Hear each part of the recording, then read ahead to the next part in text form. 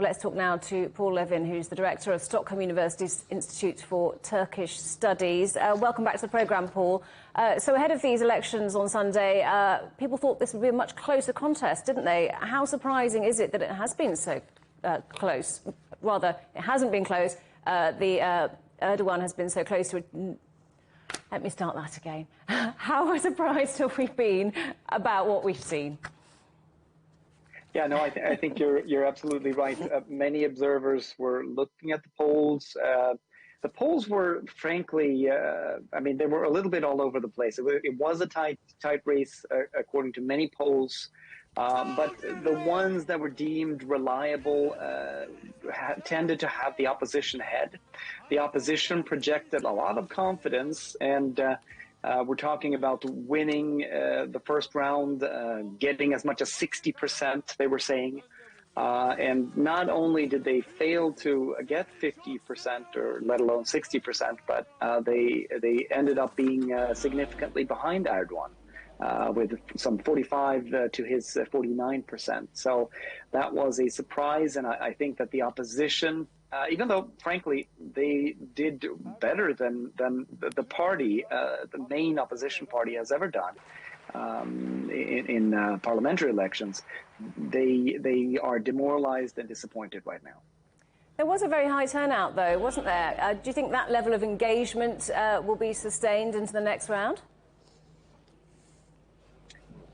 Well, we'll see, but I doubt it. I think that it's going to be an uphill battle for the opposition coalition to now muster the same level of engagement.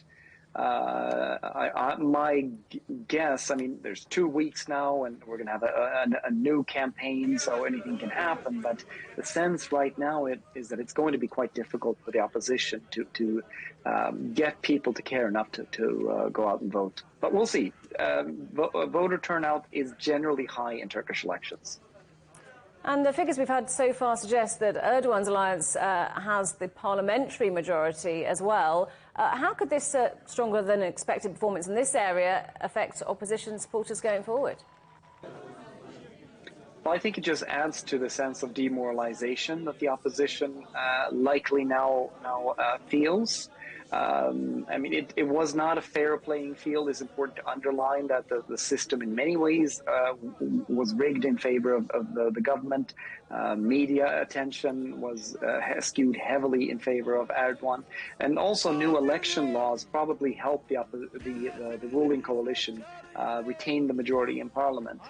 But no doubt, it's not helping the opposition going forward now into the second round of the presidential election. So how might this election result influence Turkey's relationship with the rest of the world? Well, my guess would be now that Erdogan will be victorious in this second round.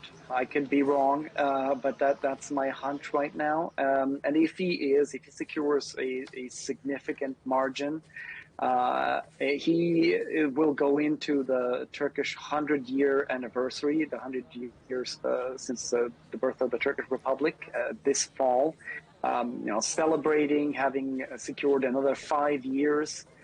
He will want to project a strong and assertive Turkey going forward. There is an opportunity for him to try to mend ties with the Western allies and the European Union if he wants to. And the state of the Turkish economy suggests that he may need to do that to calm markets. But I am not convinced. He has had that opportunity in the past, and he has chosen to pursue an assertive, independent, and sometimes quite belligerent foreign policy. Paul, good to talk to you. Thank you very much for joining us today. That's Paul Levin from Stockholm University.